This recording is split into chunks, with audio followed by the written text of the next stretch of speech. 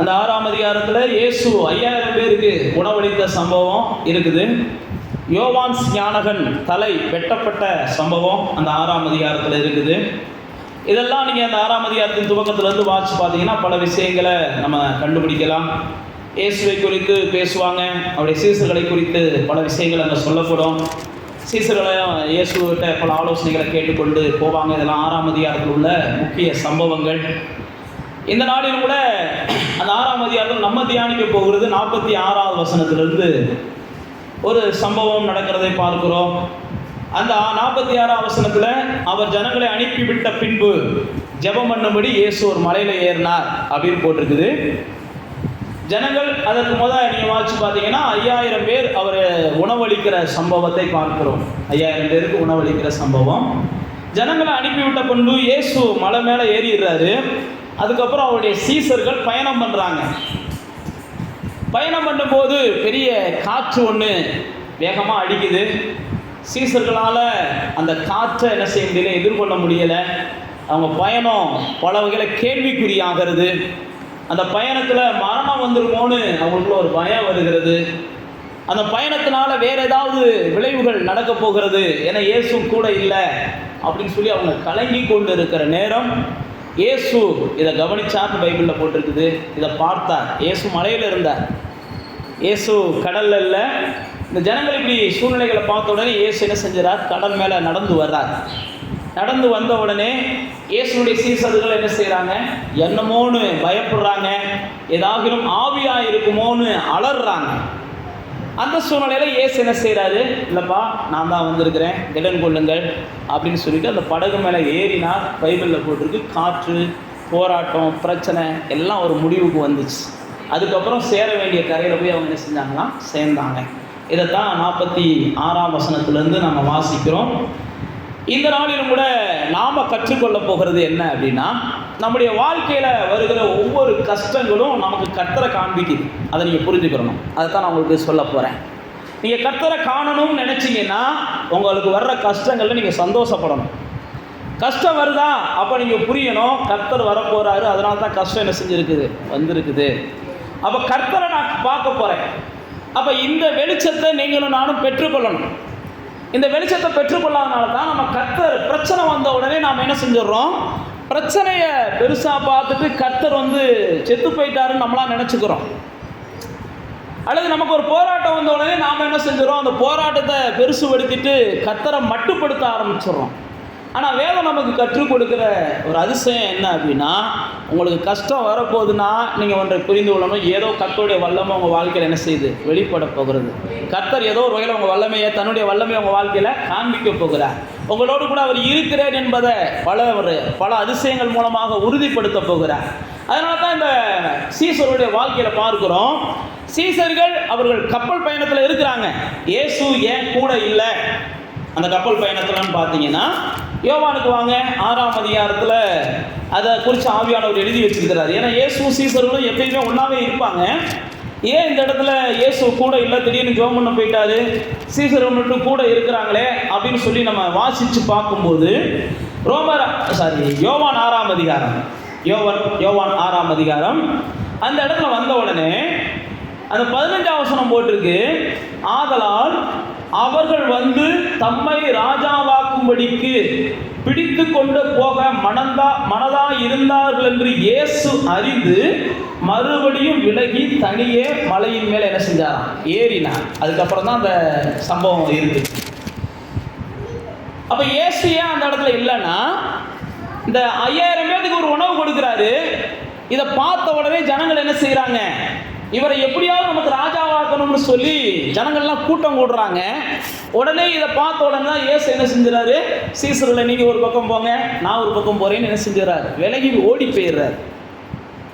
அப்போ தேவனுடைய பிள்ளைகளே, சில நேரத்தில் நம்மளை தேடி வருகிற உயர்வுகளை தேவனுடைய நடத்துதல் இல்லாமல் நம்ம என்ன செய்யக்கூடாது, பெற்றுக்கொள்ளவே கூடாது. உயர்வு தானே அப்படின்னு நீங்கள் பெற்றுக்கொண்டீங்க அப்படின்னா அதனுடைய விளைவு உங்களுக்கும் துன்பமாக இருக்கும். உங்களுக்கு உயர்வை கொடுத்தாங்க பாருங்க, அவங்களுக்கு அது துன்பமாக இருக்கும். இயேசு மாத்திரம் அன்னைக்கு அந்த ஜனங்கள் 5000 பேருடைய பேச்சை கேட்டுட்டு ராஜாவா உட்காரணும்னு நினைச்சிருந்தாருன்னா அதோட அவருடைய சிலுவை பயணம் என்ன செஞ்சிருக்கும், இல்லாமே போயிருந்திருக்கும். ஏன்னா பிசாசும் அப்படிதான் சொன்னா, நீ என்னை சாஸ்திரமா பணிந்துகொள், எல்லாத்தையும் நான் என்ன செஞ்சிடறேன், கொடுத்துட்றேன். சில நேரத்தில் உயர்வை கொடுப்பதற்கு பிசாசு கூட சில வழிமுறைகளை நமக்கு என்ன செய்யலாம், சொல்லி கொடுக்கலாம். அதனால தான் நான் உங்களுக்கு மறுபடியும் சொல்லுகிறேன், உயர்வு வேண்டும் அப்படின்னாலும் நம்முடைய உள்ளத்திலிருந்து தேவன் என்ன செய்யணும், பேசணும். இது உனக்கானது தான். நீங்கள் வேதத்தில் வாசிச்சு பார்த்தீங்கன்னா சவுல் செத்து போயிடுறாரு, ஆனால் தாவீது ராஜாவாக வரணும். ஆனால் தாவீது போய் என்ன செய்கிறார், 2 சாமுவேலின் புஸ்தகத்தில் வாசிச்சு பார்த்தீங்கன்னா தேவன்கிட்ட கேட்குறார், ஆண்டவரே நான் போகலாமா? அப்போ தேவன் சொல்கிறார், நீ போ. எங்கே போக? இங்கே போ. வேதத்தில் தெளிவாக போட்டிருக்குது. ஏன் நான் உங்களுக்கு சொல்லுகிறேன் அப்படின்னா, இயேசு உயர்வுகளை கண்டு, தனக்கு வருகிற மனிதர்களால் வருகிற உயர்வுகளை கண்டு ஒதுங்கி கொண்டார். மனுஷரால் புகழப்பட வேண்டும் என்று விரும்புகிறவர்களுக்கு வேதம் சொல்கிறது ஆபத்து காத்து கிடக்குதான். ஐயோ அப்படின்னு இயேசுவே சொல்றாரு. மனுஷரால் வருகிற புகழ்ச்சியை விரும்புகிறவர்களுக்கு ஆபத்து காத்து கிடக்குது. என்னை யாராவது புகழ மாட்டாங்களா நீங்கள் நினைச்சீங்கன்னா கண்டிப்பாக நீங்கள் போய் ஒரு நாள் கண்ணியில் மாட்டுவீங்க. புகழுவாங்க, நீங்கள் கேட்குறதுக்கு மேலே திகட்ட புகழுவாங்க. புகழ்ந்ததுக்கு அப்புறம் உங்களை எங்கே பிடுங்கி விடுவாங்கன்னு தெரியாது, எங்கே மாட்டி விடுவாங்கன்னு தெரியாது. அப்போ தான் நீங்கள் என்ன செய்வீங்க, அழுவீங்க. புகழ்ச்சியே பைபிள் போட்டிருக்கு, நீங்கள் விரும்பாதீங்க. பைபிளில் தெளிவாக போட்டிருக்கு, கர்த்தரால் புகழப்படுகிறவன் தான் உத்தமன். இதெல்லாம் வேதத்தில் இருக்கிற அற்புதமான வார்த்தைகள். உங்களுடைய நாவுகள் அல்ல, பிறருடைய நாவுகள் தான் உங்களை புகழணும். அதே நேரத்தில் புகழ்ச்சிக்கு நீங்கள் என்ன செஞ்சிடக்கூடாது, அடிமையாகக்கூடாது. சிலர் புகழணுமேன்றதுக்காக சில விஷயங்களை நம்ம என்ன செய்யக்கூடாது. வேதத்தில் அதெல்லாம் போட்டிருக்கு. அப்படிலாம் நீங்கள் செஞ்சீங்கன்னா அதுக்குரிய பலன் கர்த்தரிடத்திலிருந்து வராதுன்னே போட்டிருக்குது. மனுஷர்கள் காண வேண்டும், மனுஷர்கள் புகழ வேண்டும் அப்படின்னு நம்ம சில விஷயங்களை என்ன செய்யக்கூடாதான். இங்கே பாருங்கள், இயேசு உயர்வு வருகிறது. ஆனால் அந்த உயர்வு என்ன செய்கிறாரு, வேண்டாம், நமக்கான உயர்வு இது கிடையாது, தேவன்கிட்ட என்ன செய்யணும், வரணும். மனுஷரால் வருகிற உயர்வு என்ன செஞ்சிச்சான், ரொம்ப லகுவாக இருந்துச்சு. ஆனால் தேவனால் இயேசுவுக்கு வந்த உயர்வு எப்படி இருந்துச்சு, ரொம்ப கடினமாக இருந்துச்சு. அவர் சிலுவை மரணத்தில் வாதிக்கப்பட்டு அடிக்கப்பட்டு கத்தி ஜீவனை விட்டதுக்கு அப்புறம் தான் எல்லா நாமத்துக்கும் மேலான நாமத்தை பிதாவானவர் என்ன செஞ்சாரா, அவருக்கு கொடுத்தாராம். சில நேரத்தில் தேவனால் வருகிற உயர்வு, சில நேரத்தில் தேவனால் நமக்கு வரப்போகிற நன்மைகள் பல கடினமான சூழ்நிலைகளின் ஊடாக நம்மளை கடந்து போக பண்ணும். நாம் நினைக்கணும், நான் கடந்து போக பண்ணுகிற இந்த சூழ்நிலை எனக்கு ஒரு நித்திய ஆசீர்வாதத்தை என்ன செய்யும், கொடுக்கும். இங்கே பாருங்க, சில நேரத்தில் நானும் நீங்களும் கஷ்டங்கள் வந்த உடனே கர்த்தர் நம்மளுக்கு தூரமாக போயிட்டாருன்னு நம்ம நம்புகிறோம். பொதுவாக கஷ்டம் வாழ்க்கையில் வந்த உடனே கர்த்தர் நம்மளை கைவிட்டுட்டார் நம்ம நம்புகிறோம். பொதுவாக எல்லா மனுஷனுடைய நம்பிக்கையை நான் சொல்கிறேன். ஆனால் தேவன் சொல்லுகிறது, எப்போ உங்கள் வாழ்க்கையில் கஷ்டங்கள் வருகிறதோ அப்போ தான் கர்த்தர் உங்களை நெருங்கி வராருன்னு அர்த்தம். எப்போ உங்கள் வாழ்க்கையில் நீங்கள் பிரச்சனைகளை சந்திக்கிறீங்களோ அப்போ தான் கர்த்தர் உங்கள் மேலே அதிக கவனமாகவும் அதிக கருத்துள்ளவராகவும் இருக்கிறார் அப்படின்னு வேதத்தில் நம்ம அநேக சத்தியங்கள் மூலமாக அறிந்து கொள்ளலாம்.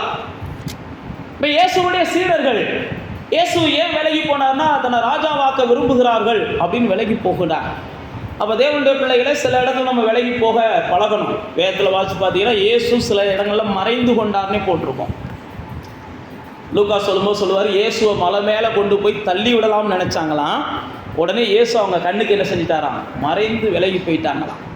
இதெல்லாம் ஏன் வேதத்தில் நமக்கு எழுதப்பட்டிருக்குதுன்னா, சில இடங்களில் நம்ம ஒளிஞ்சு ஓடி போயிடணும், சில இடங்களில் நம்ம மறைஞ்சு வாழ பழகணும். இதெல்லாம் வேதத்தில் ஆவியானவர் நம்ம கற்றுக்கொள்ளணுன்றதுக்காக நமக்கு எழுதி வச்சிருக்கிறார். அப்போ தேவனுடைய பிள்ளைகளே, இங்கே பாருங்கள், பிரச்சனைகள் வரும்போது இயேசு அங்கே தேடி வர்றார்.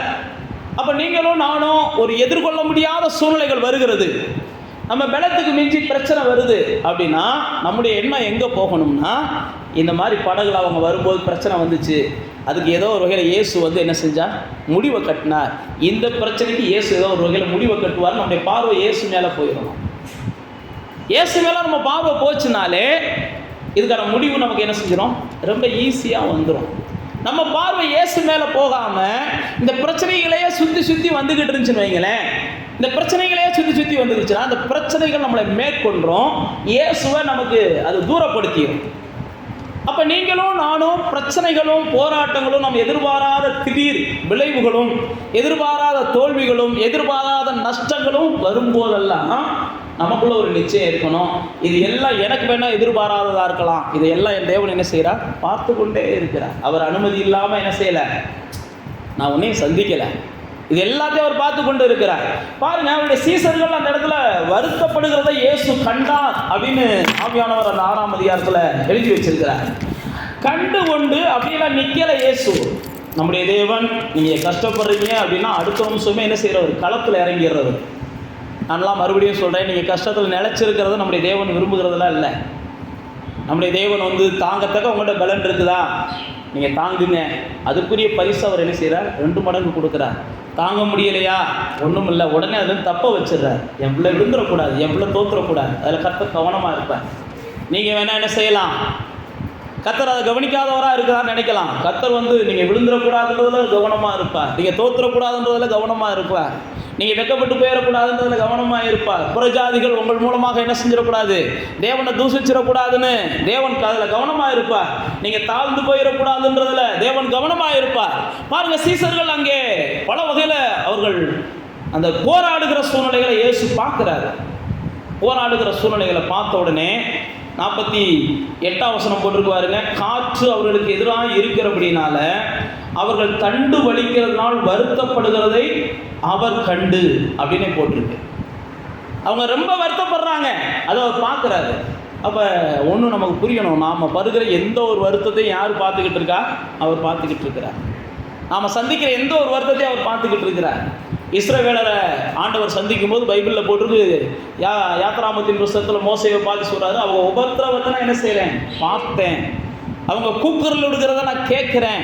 அவங்களால தாங்க முடியாத சூழ்நிலையில் அவங்க வாழ்ந்து கொண்டு இருக்கிறத நான் பார்க்குறேன் அப்படின்னு சொல்லிட்டு இன்னும் கொஞ்ச நாள் தாமதிக்க விரும்புகிறேன்லாம் சொல்லலை. மோசே, நீ உடனே என்ன செய்? கிளம்பிப்போ, உடனே கிளம்பிப்போ, என் ஜனங்களை நான் விடுதலையாக்கணும், நீ எலும்பு. ஏன் நான் உங்களுக்கு சொல்லுகிறேன் அப்படின்னா, உங்களுடைய வருத்தங்களை அவர் பார்த்த உடனே ஆண்டவர் என்ன செஞ்சார்னா களத்தில் இறங்கி வந்துடுறார். இயேசு நோக்கி வந்துடுறார். அப்போ நானும் நீங்களும் தேவனை காண்பதற்காகத்தான் சில கஷ்டங்கள் நம்முடைய வாழ்க்கையில் வருகிறது. இந்த இடத்துல என் கூட தேவன் இருக்கிறார் அப்படின்றது என்ன செய்ய போகுது? நிரூபணமாக போகிறது. இந்த இடத்துல என் கூட தேவன் இருக்கிறார் என்பது நிரூபணமாக போகிறது. அதனால தான் இவ்வளவு பெரிய சூழ்நிலைகளை நான் சந்திக்கும்படிக்கு கர்த்தர் என்ன செய்கிறார்? என்னை நடத்தி செல்றார். இந்த சூழ்நிலையை நான் சந்திக்கிறதுக்கு காரணமே என்னன்னா, கர்த்தரை காண போகிறேன். உங்களுக்கு அந்த எண்ணம் தான் வரணும், கர்த்தரை நான் காண போகிறேன். அதனால தான் பவுல் அப்போஸ்தலன் கொரிந்தியருக்கு எழுதும்போது சொல்றாரு, எனக்கு வருகிற எல்லா சூழ்நிலைகளையும் நான் பிரியப்படுகிறேன் அப்படின்னு சொல்லுகிறார். ஏன்னா என்னுடைய பலவீனத்தில் அவருடைய பலன் எனக்கு என்ன செய்யும்? பூரணமாய் விளங்கும் அப்படின்னு சொல்லி தன்னுடைய கொரிந்தியருக்கு எழுதின நிருபத்துக்கு நீங்கள் வாட்சி பார்த்தீங்கன்னா, அங்கே பவுல் அப்போஸ்தலன் தன்னுடைய வாழ்க்கை பயணத்தை குறித்து அவர் பல விஷயங்களை சொல்லிட்டு வர்றாரு. எனக்கு இந்த மாதிரி ஒரு பலவீனம் இருந்துச்சு, அந்த பலவீனம் மாறும்படி நான் தேவனை நோக்கி என்ன செஞ்சேன்? விண்ணப்பம் பண்ணேன். அப்போ தேவன் என்ன செஞ்சார்? என் கிருபை உனக்கு போதும் பாண்டார். 12ஆம் அதிகாரத்துக்கு வாங்க. 2 கொரிந்தியர் 12ஆம் அதிகாரம். என் கிருபை உனக்கு போதும்பா அப்படின்னு சொல்லிட்டாரு. என் உன்னுடைய பலவீனங்களில் என் பலன் என்ன செய்யும்? விளங்கும்ட்டாரு அப்படின்னு சொல்றாரு 9ஆம் வசனத்தில். 10ஆம் வசனத்தில் சொல்றாரு, நான் பலவீனமாய் இருக்கும் போதே பலமுள்ளவனாய் இருக்கிறேன்.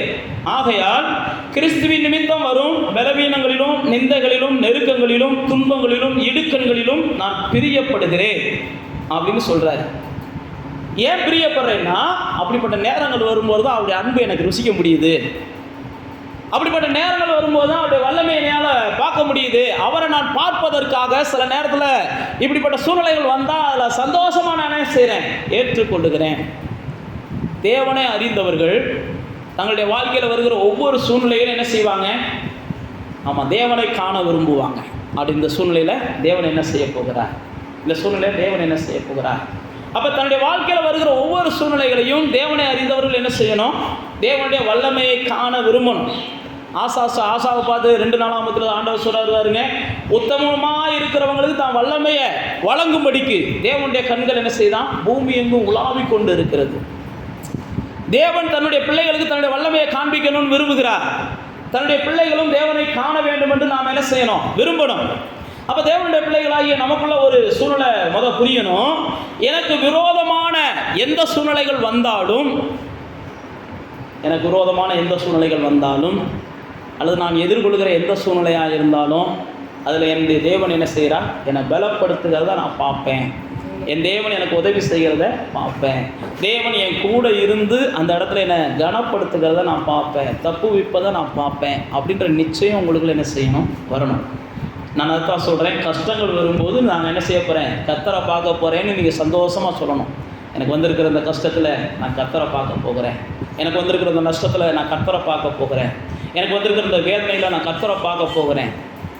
நீங்களும் நானும் கர்த்தரை காண்பதற்காகவே சில சூழ்நிலைகளை கர்த்தர் என்ன செய்கிறார். ரொம்ப நாள் ஆச்சு நீங்கள் அவரை பார்த்து, அவர் உங்களை பார்த்து ரொம்ப நாள் ஆச்சு, அதனால தான் ரொம்ப மந்தமாகவே இருக்கிறீங்க.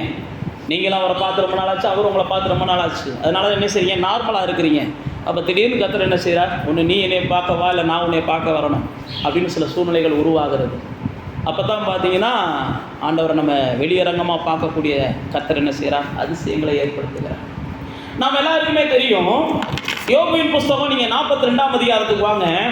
யோபு அழகான வார்த்தைகளை அவர் பயன்படுத்துகிறதை பார்க்கிறோம். 42ஆம் அதிகாரத்தில் 6ஆம் வசனத்தில் யோபு சொல்லுகிறார், என் கண்களாலே அல்லது என்னுடைய காதுகளினாலே உம்மை குறித்து கேள்விப்பட்டேன், ஆனால் இப்பொழுது என் கண்கள் உம்மை என்ன செய்து காண்கிறது. 42ஆம் அதிகாரம் 6வது வசனத்தில் சொல்றார். தேவ பிள்ளைகளே, யோபுவை குறித்து நாம் எல்லாம் அறிந்திருக்கிறோம். எல்லாவற்றையும் இழந்தவன், எல்லாவற்றையும் பறிகொடுத்தவன், எல்லா சுகத்தையும் இழந்தவன். ஆனாலும் வேதத்தில் போட்டிருக்குது, தேவனுடைய மனுஷனாகிய யோபு நான் எல்லாவற்றையும் சந்திச்சேன், கர்த்தர் உதவுவார் உதவுவார்னு அநேகர் வார்த்தைகளை சொல்லி என்னை திடப்படுத்தினாங்க. காதில் தான் கேட்டுக்கிட்டே இருந்தேன். இப்போ தான் நான் என்ன செஞ்சிருக்கிறேன், கர்த்தரை என் கண்களால் காண்கிறேன் அப்படின்னு அவர் சொல்லுகிறதை பார்க்கிறோம். யோபுக்கு வராத கஷ்டங்கள் எந்த மனுஷனுக்கும் என்ன செய்ய போகிறதில்ல, வரப்போகிறதில்ல. ஒரே நாளில் பிள்ளைகளை எல்லாம் தொலைச்சாரு, எல்லா சொத்துக்களையும் தொலைச்சாரு, எல்லா ஆடு மாடுகளையும் தொலைச்சாரு, எல்லா மேன்மையும் தொலைச்சாரு. அது மட்டுமல்ல, தாங்கிட்ட இருந்த எல்லாமே பறிக்கப்பட்டுச்சு, தன்னுடைய சரீரத்தில் இருந்த சுகம் பறிக்கப்பட்டுச்சு, தன்னுடைய மனைவி முதற்கொண்டு தூசிக்கிற சூழ்நிலை. ஏன் நான் உங்களுக்கு சொல்லுகிறேன் அப்படின்னா, ஆனால் யோபு என்ன செஞ்சார், ஒரு அறிக்கை எட்டிட்டார், என் சொந்த கண்களால் அவரை நான் என்ன செய்வேன், பார்ப்பேன், என் சொந்த கண்களால் கர்த்தரை பார்ப்பேன். எனக்கு வந்திருக்கிற அந்த கஷ்டமெல்லாம் எனக்கு ஒரு நாள் கர்த்தரை காண்பிக்கும், கர்த்தரை காண்பிக்கும். எப்போ கஷ்டங்கள்ல நீங்கள் கர்த்தரை பார்க்கணும்னு ஆசைப்படுறீங்களோ அதுக்கப்புறம் தான் உங்கள் கஷ்டம் மாறுது. நீங்கள் நல்லா தெரிஞ்சு கொள்ளுங்க, யோபுடைய கஷ்டம் அதுக்கப்புறம் தான் மாற ஆரம்பிக்குது. யோபு சொல்கிறான், ஆண்டவரே இது வரைக்கும் நான் கஷ்டத்தையே பார்த்துக்கிட்டு இருந்தேன், புலம்பிக்கிட்டே இருந்தேன், ஏன் எனக்கு ஏன் எனக்கு ஏன் எனக்கு ஏன் எனக்கு என்கிட்ட எந்த குறையும் கிடையாது, என் மேலே குறை சொல்கிற யாரால முடியும். யோபுனுடைய வார்த்தைகளை நீங்கள் வாட்சி பார்த்தீங்கன்னா தெரியும். மற்றவங்க பிள்ளைகள்லாம் நல்லா இருக்காங்களே, என் பிள்ளை மட்டும் ஏன் இப்படி போச்சு, இவங்களுக்கெல்லாம் நல்லா இருக்கு அவங்களுக்கெல்லாம் நல்லா இருக்கேன்னு புலம்பிக்கிட்டே இருந்தான். அதுதான் நான் சொல்கிறேன், பிரச்சனைகளையே பார்த்துக்கிட்டே இருக்கக்கூடாது, புலம்பலே நம்முடைய வாழ்க்கையில் நிரந்தரமாக இருக்கக்கூடாது. சூழ்நிலைகள் வரும், அந்த நேரத்தில் ஆதங்கத்தில் ஏதோ 2 வார்த்தை பேசுகிறோமா, அதுக்கப்புறம் என்ன செஞ்சணும், ஆண்டவர் என்னப்பா செய்ய போகிறீங்கன்னு போயிடணும். சில நேரத்தில் நம்மளும் மனிதர்கள் தான், சில எதிரான சூழ்நிலைகள் வரும்போது நம்ம சில நேரத்தில் புலம்ப வேண்டிய சூழ்நிலைகள் வரும். அந்த நேரத்தில் மனம் விட்டு 2 வார்த்தை எனக்கு பேசணுமா, ஆண்டவரை அடுத்து என்னப்பா செய்ய அப்படின்ட்டு எந்திரிச்சிடணும். அதிலே உட்காந்துக்கிட்டு என்ன செய்யக்கூடாது, இருக்கக்கூடாது. யோபு பாருங்க அப்படியே நிற்கிறான். ஆனால் வேதத்தில் போட்டிருக்கு, கர்த்தர் வந்து என்ன செய்கிறார், யோபுட்டு எப்படியாவது தன்னை காண்பிக்கணும்னு நினைக்கிறார். ஆனால் அதுக்கு யோபு என்ன செய்யலை, என் பிரச்சனையை பாரு, என் பிரச்சனையை பாரு, என் வேதனையை பாரு, என் வேதனையை பாரு, இதே சொல்லிக்கிட்டு இருக்கான். நான் மறுபடியும் சொல்கிறேன், பிரச்சனை வேதனை வேதனையே பேசிக்கிட்டே இருக்காதீங்க. பிரச்சனை மாறுவதற்கும் வேதனை மாறுவதற்கும் ஆண்டவருக்கு ஒரு நொடி போதும். எந்த வேதனையும் மாற்றுவார், எந்த பிரச்சனையும் மாற்றுவார், எந்த சூழ்நிலையும் மாற்றுவார். வந்துருச்சு, ஆண்டவரே இதை மாறணும், என்னப்பா செய்ய போகிறீங்கன்னு அவருடைய வழி நடத்துதல் என்ன செய்யுங்க, எதிர்பாருங்க, நிச்சயமாக அவர் உங்களை வழி நடத்துவார். அதுக்கப்புறம் பார்த்தீங்கன்னா நீங்கள் என்ன செய்வீங்க, எதிர்பாராத அதிசயங்கள் உங்கள் வாழ்க்கையில் நடக்கும். இங்கே பாருங்க, யோபு சொல்கிறான், நான் கர்த்தரை கண்டேன். அதுக்கப்புறம் தான் கர்த்தர் சொல்கிறாரு, பாருங்க இவ்வளோ நேரம் நீ பேசுனதெல்லாம் ரைட்டா, இப்போ கடைசியாக பேசுனவாரு இதுதான்டா சரின்னு சொல்லிட்டு அடுத்து தான் கர்த்தர் சொல்கிறாரு, இனி உன் முகத்தை என்ன செய்கிறேன், நான் பார்க்குறேன், உன் சிறையிருப்பை மாற்றுறேன், உன் பிரச்சனையை மாற்றுறேன், எதெல்லாம் நீ இழந்தையோ எல்லாத்தையும் நான் உனக்கு திரும்ப 2 மடங்கு தர்றேன். ஏன் நான் உங்களுக்கு சொல்லுகிறேன்னா, உங்களுடைய வாழ்க்கையில் எதிராகி வருகிற எல்லா சூழ்நிலைகளையும் நீங்கள் கர்த்தரை பார்க்க பிரயாசப்படுங்க. கர்த்தாவே இதில் உங்களுடைய வல்லமை எங்கே வெளிப்பட போகிறது, இதில் என்ன அதிசயம் செய்ய போகிறீங்க, ஏன் திடீர்னு எனக்கு இந்த சூழ்நிலை வந்திருக்கு, இதில் என்னத்தை எனக்கு சொல்லிக் கொடுக்க விரும்புகிறீங்க, இந்த பிரச்சனை ஏன் எனக்கு வந்திருக்கு, ஏன் இந்த சூழ்நிலைகளில் என்ன தான் உங்களுடைய வல்லமை வெளிப்பட போகிறது, நீங்கள் நோக்கி பாருங்களேன். யோபு சொல்கிறான் பாருங்க, கர்த்தரை நான் கண்டேன். அதுக்கப்புறம் தான் அவனுடைய வாழ்க்கையில் பல திருப்பங்கள் நடக்கிறது. பல திருப்பங்கள் நடக்குது. எல்லாரும் கொண்டு வந்து என்ன செய்கிறாங்க? கிஃப்ட் கொடுக்குறாங்க. எல்லாரும் கொண்டு வந்து காணிக்கை கொடுக்குறாங்க. எல்லாரும் கொண்டு வந்து ஐஸ்வர்யங்களை கொடுக்குறாங்க. எல்லாரும் வந்து அவங்கள்ட்ட சந்தோஷமாக வர்றாங்க. ஏன் நான் உங்களுக்கு சொல்லுகிறேன்னா, கஷ்டங்கள் வரும்போது, எதிரான சூழ்நிலைகள் வரும்போது நீ என்ன செய்யணும்? கர்த்தரை நோக்கி பார்க்க பழகணும். புலம்பலோடு அல்ல, ஆண்டவர் ஏதாவது எனக்காக செய்வார்ன்ற நிச்சயத்தோடு. புலம்பலோடே நோக்கிக்கிட்டு இருக்கக்கூடாது. ஆண்டவரை நோக்கி பார்த்துட்டும் போய் அங்கேயும் போய் என்ன செய்ய பண்ணக்கூடாது. என்ன ஆண்டவரை கண்டுக்கிறாமல் இருக்கீங்க, என்ன ஆண்டவரை அதிசயம் செய்யாமல் இருக்கிறீங்க, இப்படிலாம் இல்லை. ஏதாவது செய்வீங்க ஆண்டவரே, நான் நம்புகிறேன். எப்படியாவது நீங்கள் என்ன செய்வீங்க? காப்பாற்றுவீங்க, நான் நம்புகிறேன். எப்படியாவது எனக்கு உதவி செய்வீங்க, நான் நம்புகிறேன் ஆண்டவரே. உங்களை தவிர எனக்கு யார் இருக்கிற ஆண்டவரே? நீங்கள் பார்த்து எனக்கு உதவுனாத்தான் ஆண்டவரேன்னு அந்த நிச்சயத்தோடு அவர் முகத்தை நோக்கிக்கிட்டே இருந்தீங்கன்னா நிச்சயமாக பல அதிசயங்கள் என்ன செய்யும்? உங்கள் முகத்தை அவர் பார்க்க ஆரம்பிப்பார். பார்க்க ஆரம்பித்த உடனே பல வாசல்கள் திறக்க ஆரம்பிச்சிடும். யோபு வாழ்க்கையில் அதுதான் நடக்குது. அதுக்கப்புறம் பார்த்தீங்கன்னா, யோபுடைய சிநேகிதர்கள் எல்லாம் ஆண்டவர் சொல்கிறார், நீங்கள்லாம் நிதானம் இல்லாமல் பேசுகிறீங்களான்னு. யோபுடைய சிநேகிதர்கள் எல்லாம் நீங்கள் வேதத்தில் வாசிச்சு பார்த்தீங்கன்னா யாரை பற்றி பேசுனாங்கன்னு தெரியுமா? கர்த்தரை பற்றி தான் பேசுனாங்க. கர்த்தருடைய வல்லமையை பற்றி தான் பேசுனாங்க. கர்த்தருடைய நீதியை பற்றி தான் பேசுனாங்க. கர்த்தருடைய வார்த்தைகளை பற்றி தான் பேசுனாங்க. ஆனால் ஆண்டவர் சொல்கிறாரு, சில நேரத்தில் வசனத்தையும் வார்த்தைகளையும் வச்சு பேசுகிறது எதுக்கு பேசுகிறாங்க தெரியுமா? அடுத்தவங்களை காயப்படுத்துறதுக்காகவே பேசுகிறாங்க. சீசர்கள்லாம் அதுக்காகவே வசனத்தை சீசர்கள்ன்ற மாதிரி யோபுடைய நண்பர்கள்லாம் அதுக்காகவே வசனத்தை பயன்படுத்தினாங்க. அதைத்தான் ஆண்டவர் சொல்கிறாரு, காயப்படுத்துறதுக்குனே பேசுகிறவங்களை தான் கர்த்தர் என்ன செய்கிறாருன்னா சில நேரத்தில் கண்டிக்கிறார். சில நேரத்தில் நம்ம வசனங்களை எதுக்கு தான் எடுக்கிறோம்? நீங்கள் நல்லா யோசிச்சு பாருங்கள். யாரையாவது குற்றப்படுத்தணும்னா நமக்கு 10 வசனம் நல்லா ஞாபகத்துக்கு வரும். யாரையாவது வாழ்த்தி பேசுங்கன்னா நமக்கு 2 வசனம் கூட என்ன செய்யாது, வராது. இதெல்லாம் நீங்கள் மாற்றணும். யோபுடைய நண்பர்கள் வேற ஒன்றும் செய்யலை. யோபுவை குற்றப்படுத்துறதுக்காகவே வசனங்களை தேடினாங்க. மற்றவங்களை குற்றப்படுத்துறதுக்குனே ஒரு குரூப் வசனம் படிக்குது. நான் சொல்கிறது கிறிஸ்தவங்களை சொல்கிறேன், நல்ல ஆவிக்குரியவங்களை சொல்கிறேன், நல்ல நண்பர்களை சொல்கிறேன். அதனால தான் ஆண்டவர் என்ன செஞ்சார்? நீங்கள் நிதானமாக பேசலடா, வசனத்தை தான் பேசினேன். ஆனால் வசனத்தில் என்னையை பற்றி பேசுறதுக்கு பதிலாக முழுக்க என்ன செஞ்சுட்டேன்? என்னை கெட்டவனாகவே பேசிட்டேன், நல்லவனாக பேசலை. சில நேரத்தில் வசனத்தை எடுத்தாங்கனாலே தேவனை என்ன செஞ்சிடறாங்க? கெட்டவனாக பேசுறதுக்காகவே வசனத்தை எடுக்கிறாங்க. தேவனை கெட்டவனாக பேசுறதுக்காகவே. தேவனை கெட்டவராக எப்படியாவது சித்தரிக்கணும். தேவனை கோபக்காரராக எப்படியாவது சித்தரிக்கணும். தேவனை எப்படியாவது பழிவாங்குறவராக சித்தரிக்கணும். இப்படி தான் சிலர் வசனத்தை எடுக்கிறாங்க. ஆனால் ஆண்டவர் அதிலெல்லாம் பிரியப்படுறதில்லை. ஆண்டவர் என்ன செய்கிறார்னா, அவர் அன்புள்ளவர் என்பதையும், அவர் வல்லமை உள்ளவர் என்பதையும், அவர் ஜீவனை தந்தவர் என்பதையும், அவர் உங்களுக்காக பரலோகத்தை ஏற்படுத்தி கொண்டு இருக்கிறார் என்பதையும், அவரை குறித்து நீங்கள் நல்லவராகவே என்ன செய்யணும்? பேசணும். அப்படிப்பட்ட வார்த்தைகளை எடுக்கணும். நீ வேதத்தில் வாசிச்சு பார்த்தீங்கன்னா, யோபுடைய சிநேகிதர்கள் நல்லவங்க. ஆனால் அவங்க என்ன செஞ்சாங்க? இவன் கஷ்டப்படுறதுக்கு காரணம் இவன் செஞ்ச பாவம், இவன் துன்பப்படுறதுக்கு காரணம் இவனுடைய மேலே வந்த சாபம், எவன் பொருளெல்லாம் அவன் எடுத்தானோ தெரியலை. இதெல்லாம் பைபிளில் வசனம் இருக்குது. இந்த மாதிரி இவங்க சாபத்தை பொருள் எடுத்தீங்கன்னா அவன் சாபம் வரும். இதெல்லாம் அவங்க எடுத்து சொன்னாங்க. நான் மறுபடியும் சொல்கிறேன், இப்படிப்பட்ட வார்த்தைகளுக்கு அதிகமாக என்ன செய்யாதீங்க? செவி கொடுக்காது. ஆண்டவர் நல்லவர்ன்ற வார்த்தைகளுக்கு அதிகமாக செவி கொடுங்க. நிச்சயமாக நீங்கள் என்ன செய்வீங்க? ஆண்டவரையும் பைபிள் போட்டுருப்பாருங்க, அவர் நல்லவர் என்பதை மட்டும் ருசிங்க. கர்த்தர் நல்லவர் என்பதை ருசித்து பாருங்க. கர்த்தர் நல்லவர் என்பதை மட்டும் நீங்கள் ருசிங்க. யோபு பாருங்க, என்னதான் நடந்தாலும் பரவாயில்ல, ஏன் என் வாழ்க்கையில் இது நடந்துச்சு அப்படின்ட்டு இருந்தான். ஆனால் கர்த்தர் என்ன செஞ்சார்? தன்னை வெளிப்படுத்தினார். வெளிப்படுத்தினது மட்டுமல்ல, அவனுடைய சீடர்களுக்கு என்ன செய்ய சிநேகிதர்களுக்கும் ஆண்டவர் வான் பண்ணுறார். யோபு உத்தமண்டா, யோபுவை போல நீங்கள் பேசலடா. அவன் அவ்வளவு நெருக்கமான சூழ்நிலை, அவ்வளோ கஷ்டமான சூழ்நிலை. அந்த நேரத்தில் கூட பைபிளில் போட்டு யோபு தன் நாவினாலே தேவனுக்கு என்ன செய்யக்கூடாது? விரோதமாக எதுவும் செஞ்சிடக்கூடாது, பேசிடக்கூடாதுன்னு சொல்லி என்ன செஞ்சானா? கவனமாக பேசினான். அதனால தான் தேவனுடைய பிள்ளைகளே, நீங்களும் நானும் நம்முடைய கஷ்டத்தில் என்ன செஞ்சிடக்கூடாது? மனம் பதறி என்னத்தையாவது பேசிடக்கூடாது. என்னத்தையாவது பேசுகிறோன்றதுக்காக என்ன செஞ்சிடக்கூடாது? பேசி நம்முடைய வாழ்க்கையில் வர வேண்டிய நன்மைகளை நாம் கெடுத்துடக்கூடாது. அப்போ தேவனுடைய பிள்ளைகளாகி நாம் கஷ்டப்படுகிற நேரங்களில் கர்த்தரை காண்கிறவர்களாய் மாறணும். யோபு அப்படி தான் மாறினார். யோபுக்குள்ள ஒரு நிச்சயம் இருந்துச்சு. நிச்சயம் ஒரு நாள் என் கர்த்தரை என்ன செய்வேன்? நான் காண்பேன். ரெண்டாவது நான் உங்களுக்கு சொல்லுகிறேன், உங்களுடைய வாழ்க்கையில் நீங்கள் எதிரான சூழ்நிலைகள் வரும்போது, அடுத்து உங்களால் செய்ய முடியாத சூழ்நிலை வருது. உங்களால் செய்ய முடியாத சூழ்நிலை வருகிறது. அப்போ செய்ய முடியாத சூழ்நிலைகள் வரும்போது எவ்வளவோ நீங்கள் வலிச்சு பார்க்குறாங்க, ஆனால் அவங்களால கடக்க முடியலை, நகர முடியலை. எவ்வளையோ பிரயாசப்படுறாங்க சீசர்கள், அவங்களால முடியலை. அப்போ உங்களால் இயலாத சூழ்நிலைகள் வரும்போது உங்களுக்குள்ள ஒரு நிச்சயம் இருக்கணும். இந்த நேரத்தில் என்னை பலப்படுத்துகிற இயேசுவினாலே நான் என்ன செய்வேன்? எல்லாவற்றையும் செய்கிறவனாய் மாறுவேன். நம்மளால் இயலாத சூழ்நிலைகள் வரும். அப்போ இயலாத சூழ்நிலைகள் வரும்போது நான் என்ன நம்பி இல்லை, என் மேலே எனக்கு நம்பிக்கையெல்லாம் இல்லை, என் மேலே எனக்கு என்ன செய்யலை அப்படிலாம் ஒரு பெருசாக இல்லை, என்னை பலப்படுத்துகிற தேவனால தான் எதையும் நான் நம்பி செய்கிறேன். நாங்கள் எங்களையே நம்பாமல், பைபிளில் பவுல் அப்போஸ்தலன் சொல்கிறான், நாங்கள் எங்களையே நம்பலை, நாங்கள் என்ன செய்கிறோம்? எங்களை மரித்தோரிலிருந்து எழுப்பின அந்த தேவனை தான் நாங்கள் என்ன செய்கிறோம்? நம்புகிறோம். அப்போ தேவனுடைய பிள்ளைகளே, நீங்களும் நானும் என்ன செய்யணும்னா சுயபலத்தையே சார்ந்து இருக்கக்கூடாது.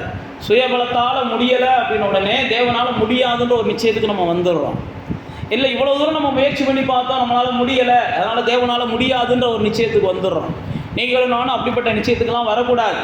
என்னால் முடியாததெல்லாம் என் தேவன் என்ன செய்வார்? எனக்கு செய்ய வைப்பார். என் பலத்துக்கு மிஞ்சினதையெல்லாம் தேவன் என்னை கொண்டு எனக்கு செய்ய வைப்பார், அல்லது எனக்கு செய்து கொடுப்பார். அப்போ தேவனுடைய பிள்ளைகளே, நீங்களும் நானும் தேவனை காணணும் அப்படின்னா என் பலத்துக்கு என்ன முடியுமோ அதை நான் செய்கிறேன். என் பலத்துக்கு மீறி வருகிறதெல்லாம் அவர் தான் என்ன செய்யணும்? செய்ய வைக்கணும். பாருங்கள், நம்ம எல்லாருக்குமே அறிந்திருக்கிறோம், பேதுரு மீன் பிடிக்க போகிறார். அவரால் என்ன முடியுமோ அத்தனை செய்கிறார். லூக்கா 5ஆம் அதிகாரத்தில் அவ்வளவும் செய்கிறார். அவ்வளவு செஞ்சதுக்கப்புறமும் அவரால் என்ன செய்ய முடியலை? மீன் பிடிக்க முடியலை. இரவெல்லாம் பிரயாசப்படுகிறார். ஆனால் அடுத்த ஆண்டவராக இயேசு அவரை வந்து சந்திக்கிறார். சந்தித்த உடனே அதுதான் நான் உங்களுக்கு சொன்னேன், சில நேரத்தில் உங்கள் பலத்துக்கு முடியலையா, அப்போ நீங்கள் என்ன செய்யணும்? ஆண்டவர் என்னை சந்திக்க வருகிறார். என் பலத்துக்கு முடியலையா, ஆண்டவர் என்னை சந்திக்க வருகிறார். என்னால் முடிஞ்ச அளவுக்கு முயற்சி பண்ணேன், முடியலையா, நான் வெயிட் பண்ணுறேன், ஆண்டவர் ஏதோ ஒரு வகையில் என்னை சந்திக்க போகிறார். ஆண்டவர் உங்களுக்கு தன்னை காண்பிக்க விரும்புகிறார். அதை நீங்கள் நிச்சயத்திலோட இருக்கணும். பாருங்கள், பேதுரு முழுவதுமாக பிரயாசப்படுகிறார். ஏன்னா பேதுருவை இப்போ ஆண்டவர் சொந்தமாக்கணும். பேதுருவை ஆண்டவர் என்ன செய்யணும்? சொந்தமாக்கணும். அவன் வாழ்க்கையில் சந்திக்காத ஒரு சூழ்நிலை அவனை சந்திக்க வைக்கிறார். அவன் வாழ்க்கையில் சந்திக்காத ஒரு தோல்வி அவனை சந்திக்க வைக்கிறான். வாழ்க்கையில் அவன் பார்க்காத சூழ்நிலைகள் அவன் பார்க்குறான். இது வரைக்கும் அவன் மீன் பிடிச்சவன் தான், படகை நிரப்பிட்டு போனவன் தான், இது வரைக்கும் எல்லா வகையிலையும் சாதிச்சவன் தான். ஆனால் இப்போ தேவன் அவனை சந்திக்க விரும்பிட்டார். அதனால் அவனுக்கு காரியம் கை கூடலை, அவ்வளோதான்.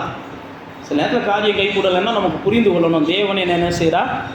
ஆமாம், எனக்கு காண்பிக்க விரும்புகிறார், தன்னை காண்பிக்க விரும்புகிறார், எனக்கு தன்னை காண்பிக்க விரும்புகிறார். அதனால் நான் என்ன செய்கிறேன்? தேவனே, என் காரியம் எனக்கு முக்கியம் இல்லை, உங்களை என்னை காமிங்கப்பா, உங்களுக்கு எனக்கு காமிங்க அப்படின்னு நம்ம நிற்கும்போது பேதுருவுக்கு தேவன் தன்னை காண்பிக்க வருகிறார். காண்பிக்க வந்த உடனே பேதுருவுக்கு புரியலை. ஆனால் பேதுரு என்ன செய்கிறாரு? ஒன்றுமில்லை, நான் பிரயாசப்பட்டேன். இப்போ நீங்கள் சொல்லிட்டீங்க பாருங்கள், நான் மறுபடியும் என்ன செய்கிறேன் உங்கள் வார்த்தையின்படி. அதுதான் நான் உங்களுக்கு மறுபடியும் சொல்ல விரும்புகிறேன். தேவனை காண வேண்டும் என்று விரும்புகிறவர்கள் தேவன் பைபிள் பிரகாரம் என்ன செய்கிறாராம்? வார்த்தையாக இருக்கிறார். தேவனுக்கு உருவம்லாம் கிடையாது. நீங்கள் அந்த நிச்சயத்தில் ஆணித்தரமாக நம்பணும். தேவனுக்கு உருவம்லாம் கிடையாது. இல்லை பாஸ்டர், நேற்றுக்கு என் கனவுல ஒரு உருவம் வந்துச்சு, இயேசுநாதர் மாதிரியே இருந்தார் அப்படின்னா அது சும்மா ஒரு பிரம்மன்னு சொல்லிக்கிறலாம், அல்லது ஒரு கற்பனைன்னு சொல்லிக்கிறலாம். இயேசுநாதருக்குலாம் உருவம் கிடையாது. இல்லை பாஸ்டர், நல்லா வெள்ளையாக இருந்தார், நல்லா கருப்பாக இருந்தார், அல்லது கலராக இருந்தார், என்னென்னு சொல்லலாம். அதெல்லாம் வேதத்துக்கு பொய்யானது. வேதத்தில் அது ஏற்றுக்கொள்ளப்படாத ஒன்று. அது நம்ம ஏதோ ஒரு ஆசைப்படுவோம், அதுக்கு ஏதோ ஒரு உருவம் நமக்கு என்ன செய்யும் தெரியும், அதெல்லாம் நம்ம பெருசுப்படுத்தக்கூடாது. அதுதான் உருவம்னு உட்காந்து என்ன செஞ்சிடாதீங்க, வரைஞ்சி வச்சுக்கிட்டு இதுதான் கர்த்தர்னு சொல்லி நாளைக்கு யூடியூப்பில் போட்டுறாதீங்க. அது போட்டாலும் அதுக்கும் லைக் கொடுக்கறதுக்கு 1000 பேர் வருவாங்க. என் கனவில் வந்த கர்த்தர்னு போட்டிங்கன்னு வைங்க, அவர் கண்ணு என்ன செஞ்சிச்சு?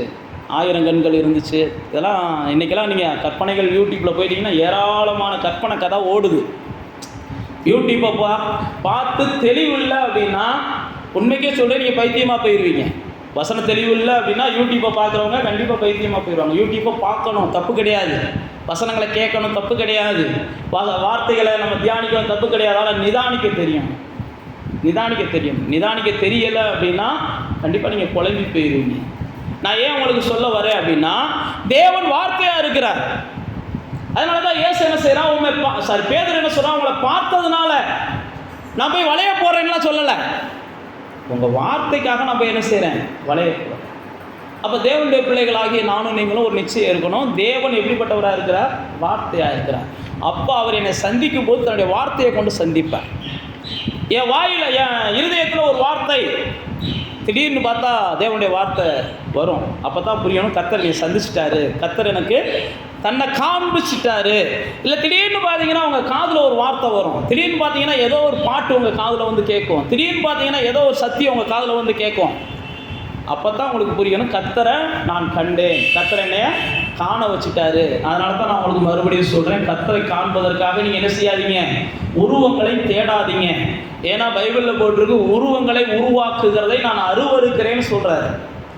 எனக்கு ஒரு உருவங்களை நீங்கள் உருவாக்குனீங்கன்னா அதை நான் என்ன செய்கிறேன், அருவருக்கிறேன் அப்படின்னு சொல்கிறார். அப்போ பேதுரு பாருங்க, தன்னுடைய பலத்துக்கு முடியாத காரியங்கள் வரும்போது தேவன் தன்னை காண்பிக்க போகிறார் அப்படின்னு தெரியலை. ஆனால் பேதுரு வந்து என்ன தேவன் அவனுக்கு காண்பிச்சு அதிலிருந்து அவனை வெளியேற்றி கொண்டு வருகிறார். ரெண்டாவது, நீங்கள் தேவனை காண விரும்புகிற ஜனங்கள், உங்கள் வாழ்க்கையில் ஒரு நிர்பந்தம் வருதா, ஒரு நிர்பந்தம், என்னால் முடியலை, என்னால் எவ்வளவோ யோசிச்சு பார்த்தேன், எனக்கு ஒன்றும் அடிபடலை அப்படின்னா கர்த்தர் ஏதோ ஒரு வகையில் தன்னை என்ன செய்கிறார், எனக்கு காண்பிக்க விரும்புகிறார். நான் மறுபடியும் சொல்லுகிறேன், வார்த்தையாக காண்பிக்க விரும்புகிறார். உருவமாக தேடாதீங்க கர்த்தரை. உருவமாக தேடிட்டு பாஸ்டர் எனக்கு தென்பட்டார்னு சொல்லி என்கிட்ட வந்து வாக்குவாதம்லாம் பண்ணாதீங்க. நான் அவ்வளோ பெரிய ஆள்லாம் கிடையாது, இவ்வளோ வாக்குவாதம் பண்ணுறதுலாம் நான் ஓடி போயிடுவேன். உண்மையை சொல்கிறேன், எனக்கு வாக்குவாதம் பண்ணுறதுலாம் பெருசாக இஷ்டம் என்ன செய்யாது, இருக்காது. நீங்கள் சொல்கிறது எனக்கு பிடிச்சின்னா ரைட்டுன்னு, பிடிக்கலைனாலும் முகத்தை வேணால் சுழிச்சிக்கிருவேனே ஒழிய வாக்குவாதம் பண்ண மாட்டேன். ஏன் நான் உங்களுக்கு சொல்கிறேன் அப்படின்னா, நான் வசனத்தில் என்ன கற்றுக்கொண்டனோ அதில் நிச்சயமாக இருக்கிறேன், அவ்வளோதான். எனக்கு வசனத்தில் என்ன புரியுதோ அதில் நான் உறுதியாக இருக்கிறேன். அதனால தான் உங்களுக்கு சொல்கிறேன், ஆண்டவருக்கு என்ன கிடையாது, உருவம் கிடையாது. யோபு நான் கண்டேன்னு சொல்கிறாரு அப்படின்னா, நீங்கள் நல்லா யோபு வாட்சி பார்த்தீங்கன்னா தெரியும், ஒரு வார்த்தையை தான் என்ன செஞ்சார், கேட்டார், வார்த்தையை தான் அவர் கேட்டார். மோசே நீங்கள் வாட்சி பார்த்தீங்கன்னா முட்செடியில் தரிசனமான, பைபிளில் போட்டிருக்கு, வார்த்தை தான் என்ன செஞ்சிச்சு, வெளிப்பட்டுச்சு. மோசைக்கு ஒரு உருவத்தை ஆண்டவர் கொடுக்கல. மோசையை பார்த்து சொல்கிறார், உனக்கு ஒரு உருவத்தையும் நான் என்ன செய்யலை, காண்பிக்கலை, என் வார்த்தை தான் வந்துச்சு. அதனால் தேவ பிள்ளைகளாகிய நீங்களும் நானும் தேவன் என்ன செய்கிறார், வார்த்தையாக இருக்கிறார் அப்படின்ற நிச்சயத்தில் உறுதியாக இருக்கணும். அப்போ தேவனை காண விரும்புகிறவர்கள் நம்முடைய சுயபலத்தை நம்ம என்ன செய்யக்கூடாது, சார்ந்திருக்கவே கூடாது. சுயபலத்தில் நிறைய யோசிக்க தோணும், சுயம் வந்து நிறைய நம்மளை செய்ய வைக்கும். கோலியாத் சொல்கிறான் பாருங்க, சுயபலத்தை நம்பி சொல்கிறான். ஆனால் தாவீது என்ன செய்கிறான், தேவனுடைய நாமத்தை நம்பி தாவீது நிற்கிறான். அதே மாதிரி தான் பார்த்தீங்கன்னா இஸ்ரவேலர்கள் போய் பயணம் பண்ணிட்டு வர்றாங்க. 12 சீசர்கள், 12 அவங்க ஸ்தானாதிபதிகள் போயிட்டு வர்றாங்க. அதில் 10 பேர் வந்து சொல்கிறாங்க, நாங்கள் எதை பார்த்தோம் அப்படின்னா ஏனோக்கியர்களை பார்த்தோம், அப்படின்னா ராட்சதர்களை பார்த்தோம்ன்றாங்க. தான் அவங்களுக்கு சொல்கிறேன் பாருங்க, கர்த்தரை காண வேண்டிய கண்கள் அது என்ன செய்யுதுன்னா, பல நேரத்தில் கர்த்தரை பார்ப்பதற்கு பதிலாக இப்படிப்பட்ட எனத்தையாவது கண்டதை கழுதியை பார்த்துட்டு என்ன செய்யுதுன்னா கர்த்தரை மட்டுப்படுத்துது. இயேசுனுடைய அந்த மோசே அனுப்பின அந்த சீசர்கள் போயிட்டு 10 பேர் 12 பேர் போகிறாங்க. அதில் 2 பேர் மட்டும் என்ன செய்கிறாங்க, எப்போ அங்கே இருக்கிற எல்லாரையும் காட்டிலும் நம்முடைய தேவன் பெரியவர்ன்றாங்க. மற்றவங்க 10 பேரும் இல்லை இல்லை இல்லை தேவனையே விடுங்க, அவங்க எல்லாத்தையும் காட்டிலும் நம்ம சின்னவங்க, தேவனை பற்றி பேசாதீங்கன்றாங்க. அந்த சம்பவத்தை வாச்சிருக்கீங்களா? தேவனை பற்றி பேசாதப்பா, அவங்க எல்லாத்த காட்டிலும் யாரு, நம்ம சின்னவங்க, அவங்க எல்லாம் பெரிய ராட்சதர்கள், நாமெல்லாம் சும்மா சின்ன சுண்டக்காப்பைங்க மாதிரி இருக்கிறோம், அவங்க கிட்டலாம் போக முடியாது அப்படின்னு சொல்லி 10 பேர் என்ன செஞ்சாங்களாம், அழுதாங்களாம். ஏன் நான் உங்களுக்கு சொல்லுகிறேன் அப்படின்னா, சுயத்தை பார்க்கிற போது நாம் கண்டிப்பாக வாழ்க்கையில் ஜெயிக்கவே முடியாது. சுயத்தை பார்த்து ஜெயிக்கிறதுக்கு நம்மகிட்ட ஒன்றுமே கிடையாது.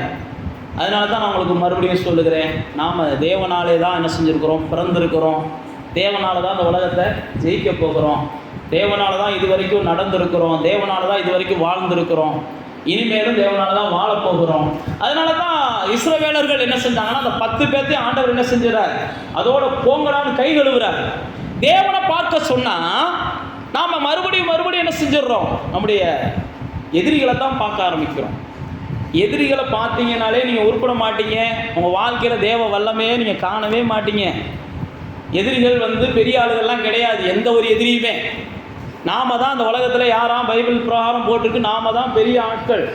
அதனால தான் இயேசுடைய சீசர்கள் இயேசுட்ட வந்து சொல்கிறாங்க, உங்களுடைய நாமத்தினாலே நாங்கள் பிசாசுகளை துரத்தினோம், உங்களுடைய நாமத்தினாலே நாங்கள் அதிசயங்களை செய்தோம்னு சொல்கிறாங்க. உடனே இயேசு சொல்கிறாரு, எப்போ நீ பிசாசை துரத்தினையோ, எப்போ அதிசயத்தை செஞ்சையோ, அப்பயே வானத்திலிருந்து என்ன செஞ்சான், பிசாசு கீழே விழுகிறத நான் பார்த்தேன்றாரு. இயேசு சொன்னது இது. நீங்கள் பிசாசுகளை துரத்துறவங்களா மாறும்போது தான் பிசாசு கீழே விழுகிறான். நீங்கள் பிசாசை பார்த்து பயப்படுறவங்களா இருந்தீங்கன்னா உங்கள் மேலே ஏறி தான் உட்காந்துக்குருவான். அதனால தான் நான் உங்களுக்கு சொல்கிறேன், நாம் எதிரிகளை பார்த்து பயப்படுகிற ஜனங்கள் அல்ல. நாம் எதிரிகளை பார்த்து பயந்தோம் அப்படின்னா நம்முடைய வாழ்க்கையில் தேவனுடைய வல்லமையை நம்ம காண முடியாது. அவங்க ஏனோ அந்த 10 பேரும் எதிரிகளை பார்த்து பயந்து பேசுகிறாங்க. யோசுவாவும் காலேபும் மட்டும்தான் சொல்கிறாங்க, எப்போ எதிரிகள் எப்படி இருந்துட்டு போகிறான், தேவன் நம்ம மேலே பிரியமாக இருக்கிறார், தேவன் நமக்கு இந்த வாழ்க்கையை தருவார், தேவன் நமக்கு இந்த தேசத்தை தருவார், நமக்கு விரோதமாக 1000 மந்திரவாதங்கள் வரட்டும், நமக்கு விரோதமாக 1000 பில்லி சூனியங்கள் வரட்டும், 1000 படைகள் இறங்கட்டும். நான் மறுபடியும் அதை தான் சொல்கிறேன், எதிரிகளை நீங்கள் ஒருபோதும் பொருட்படுத்தவே செய்யாதீங்க. எதிரிகளை பார்த்து நீங்கள் பயப்படவே செய்யாதீங்க. அன்னைக்கு இருந்த அந்த 10 பேரும் அப்படி தான் இருந்தாங்க, பயந்தாங்க. உடனே தேவன் என்ன செஞ்சார்னா, அந்த 10 பேர்த்தை என்ன செஞ்சார், பைபிளில் போட்டிருக்கு, அநேகரை கெடுக்கிறதுக்கு காரணமாயிட்டாங்க. எதிரிகளை பற்றியே பேசிக்கிட்டே இருக்கக்கூடாது. நம்ம பேச வேண்டியதில் யாரை பற்றி தான் பேசணும், தேவனை பற்றி தான் பேசணும். தேவனை பற்றி பேசுறதுக்கு ஆயிரக்கணக்கான மகத்துவங்கள் இருக்குது. எதிரிகளை பற்றி பேசுறதுக்கு நம்ம ஊரில் சுற்றி ஆள் இருக்கான், நம்மளை சுற்றி ஆயிரக்கணக்கான பேர் இருக்கான். அவனுக்கு வேலை தான் அது, நம்ம வேலை அதெல்லாம் கிடையாது. நம்ம வேலை தேவனை பற்றி என்ன செய்வோம், பேசுவோம். அப்போ இங்கே பாருங்கள், நம்முடைய பலத்துக்கு மிஞ்சி சுய பலத்தை நம்ம சார்ந்து இருக்காமல் தேவ பலம் எனக்கு வேணும்னு நினைக்கும் போது நம்ம என்ன செய்கிறோம்னா தேவனை காண்கிறோம். நம்முடைய எதிரான சூழ்நிலைகள் வரும்போது நமக்குள்ள ஒன்று புரியணும், நான் தேவனை காணப்போகிறேன். அல்லது என் பலத்துக்கு மிஞ்சினது வரும்போது நான் என்ன செய்கிறேன், தேவனை காணப்போகிறேன். அடுத்து நான் உங்களுக்கு சொல்லுகிறேன், ஒரு கலக்கம், ஒரு பயம் உங்கள் வாழ்க்கையில் மூட வருகிறது. ஒரு பெரிய கலக்கத்துக்கு அந்த சீசர்கள் ஆட்படுறாங்க. பெரிய கலக்கம் வருது, பயம் வருது. என்ன கலக்கம், ஏற்கனவே கடல் பொங்கிக்கிட்டு இருக்கு, ஏற்கனவே காற்று அடிச்சுக்கிட்டு இருக்கு. இதெல்லாம் பார்த்தா அதுன்னு சொல்லி கடல் மேலே ஒரு உருவம் என்ன செய்யுது, நடந்து வருது. யோசிச்சு பாருங்க, இருக்கிற பயத்தில் இன்னும் என்ன செய்யும், பயம் எவ்வளோ கூடும்னு யோசிச்சு பாருங்க. சில நேரத்தில் நம்முடைய பயமும் கலக்கமும் நம்முடைய வாழ்க்கையில் வரும்போதெல்லாம் நீங்கள் என்ன செய்யணும், ஆமாம், என் கூட கர்த்தர் இருக்கிறார், நான் கர்த்தரை என்ன செய்ய போகிறேன், காணப்போகிறேன், நான் கர்த்தரை காணப்போகிறேன். பயம் கண்டிப்பாக நம்ம வாழ்க்கையில் வரும், கலக்கம் நம்முடைய வாழ்க்கையில் வரும். நம்ம வாழ்க்கையில் நம்ம மனிதர்களாய் வாழுகிற நேரங்களாக நம்ம எதிர்பாராத பல சூழ்நிலைகளை சந்திக்கும் போது நம்முடைய இருதயம் திடீர்னு உடஞ்சி போயிடும், திடீர்னு நொறுங்கி போயிடும், திடீர்னு என்ன செஞ்சோம், பலவீனப்பட்டுரும், என்னத்தையோ ஒன்று நடக்கும். ஆனால் நீங்கள் ஒரு நிச்சயம் இருக்கணும், இந்த கலக்கம் எனக்கு நிரந்தரம் இல்லை, எனக்கு கர்த்தரை காண்பிப்பதற்காக இந்த கலக்கம் இருக்குது.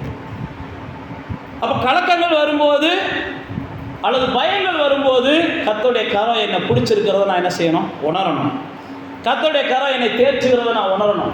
உன்னத பாட்டில் சொல்கிறா பாருங்க, வலது கரத்தினாலே என்னை தாங்குகிறார், இடது கரத்தினாலே என்னை அணைத்துக் கொள்ளுகிறார். அப்போ கலக்கம் வரும்போதும் பயம் வரும்போதும் எப்படி செட்டையின் கீழே போய் குஞ்சுகள் எல்லாம் அண்டிக் கொள்ளுகிறதோ அந்த உணர்வு உங்களுக்குள்ள வரணும். எனக்கு மேலே நிழலிட்டு கொண்டு இருக்கிறார் என் தேவன். எனக்கு பயங்கள் வரும்போது எனக்கெல்லாம் ஒன்றும் அண்டாது, என்னை ஒன்றும் அணுகாது, என்னை ஒன்றும் சேதப்படுத்தாது, நான் அவருடைய மறைவிலே இருக்கிறேன், அவருடைய இரத்த கோட்டைக்குள்ளே மறைந்து இருக்கிறேன். பயங்கள் வரும்போதும் கலக்கங்கள் வரும்போதும் நீங்களும் நானும் என்ன செய்யணும், அந்த உணர்வுக்குள்ளே வரணும். கர்த்தர் என்ன செய்கிறார், ஆமாம், சுற்றி இருக்கிறார், அவரை காணப்போகிறேன். அப்போ தான் நீங்கள் என்ன செய்வீங்கன்னா, வலது பக்கத்தில் 1000 பேர், இடது பக்கத்தில் 10000 பேர் விழுந்தால் கூட நீங்கள் என்ன செய்வீங்க, சேதம் இல்லாமல் இருப்பீங்க. கர்த்தரை காமிக்கிறதுக்கு கர்த்தர் செய்கிற சில நேரத்தில் கலக்கம் திடீர்னு வரும்போது நீங்கள் தெரிஞ்சுக்கிறணும், ஏதோ மற்றவங்களுக்கெல்லாம் வேறு மாதிரியான சூழ்நிலை, ஆனால் ஏன் கூட கர்த்தர் இருக்கிறார் அப்படின்றத என்ன செய்ய போகிறார், காண்பிக்க போகிறார். ஒரு பெரிய பஞ்சம் ஈசாக்கின் நாட்களில் எல்லாரும் பஞ்சத்துக்கு பலியாகிறாங்க. ஆதியாகமம் 26ஆம் அதிகாரத்தில் எல்லாரும் பஞ்சத்துக்கு பலியாகிறாங்க. ஆனால் ஈசாக்கு மட்டும் பஞ்சத்தில் என்ன செய்கிறார், அறுவடை செய்கிறார். ஈசாக்கு மட்டும் பஞ்சத்தில் அறுவடை செஞ்ச உடனே ஜனங்கள்லாம் என்ன செய்கிறாங்க, அந்த அறுவடையை பார்த்து பயப்படுறாங்க. ஈசாக்கு பெரிய ஆளாயிட்டா ஆபத்துன்னு சொல்லி. அப்போ பயந்ததுனால என்ன செய்கிறாங்களோ, அவங்களுக்கு பயம் வந்ததுனால உங்களை பயமுத்த பார்ப்பாங்க. நான் மறுபடியும் அதான் சொல்கிறேன், அவங்களுக்கு பயம் வந்துடுச்சு, அதனால் என்ன செய்கிறாங்க, உங்கள்கிட்ட வந்து வம்புக்கு இழுப்பாங்க. அப்படி தான் அவங்க வம்புக்கு இழுத்தாங்க. வம்புக்கு இழுக்கிறவங்களாம் நீங்கள் வீரன் நினைக்காதீங்க, அவங்களுக்கு ஏதோ ஒரு பயம் வந்துருச்சு, ஏதோ ஒரு காரியம் உங்களால் அவங்களுக்கு என்ன செய்யுது, ஏதோ ஒரு அச்சம் வந்ததுனால உங்கள்கிட்ட நோண்டுவாங்க. நீங்கள் கொஞ்சம் அமைதியாக இருங்களேன், அவங்க பயம் இன்னும் நாளுக்கு நாள் அதிகமாகும். நீங்கள் அமைதியாக இருக்கத்தான் அவங்களுக்கு பயம் அதிகமாகும். அரட்டினா பயம் அதிகமாகும்னு நீங்கள் நினைப்பீங்க, அரட்டினாலாம் பயம் அதிகமாகாது. அரட்டாமல் கொஞ்சம் அமைதியாக இருங்க. ஈசாக்கு அப்படி தான் செஞ்சான். நீங்கள் அந்த 26ஆம் அதிகாரத்தை வாட்சி பாருங்க. அவங்க போய் தொந்தரவு பண்ணிக்கிட்டே இருக்கிறாங்க, ஈசாக்கை தொந்தரவு பண்ணிக்கிட்டே இருக்கிறாங்க. ஈசாக்கு பொறுத்தே தான் போனான். பொறுத்தே தான் போனான், ஒதுங்கியே தான் போனான். அப்புறம் தான் அந்த ஜனங்கள் என்ன செஞ்சாங்கன்னா, உங்களை கர்த்தர் இருக்கிறார் சாமி, நீ ஆசீர்வதி அப்படின்னு அதுக்கப்புறம் வந்து விழுந்தாங்க. நீங்கள் பொறுத்து போகும்போது தான் கர்த்தர் உங்கள் கூட இருக்கிறார்ன்றத உங்களை சுற்றிலும் நீங்கள் பார்க்குறது மட்டும் இல்லை, மற்றவங்களும் என்ன செய்வாங்க, பார்ப்பாங்க. பஞ்ச காலத்தில் கர்த்தர் அவனை ஆசீர்வதிக்கிறாரு. இவன் செய்கிற வேலைகளெல்லாம் கர்த்தர் ஆசீர்வதிக்கிறாரு. இவங்களும் செஞ்சு பார்க்குறாங்க, ஒன்றும் நடக்கலை.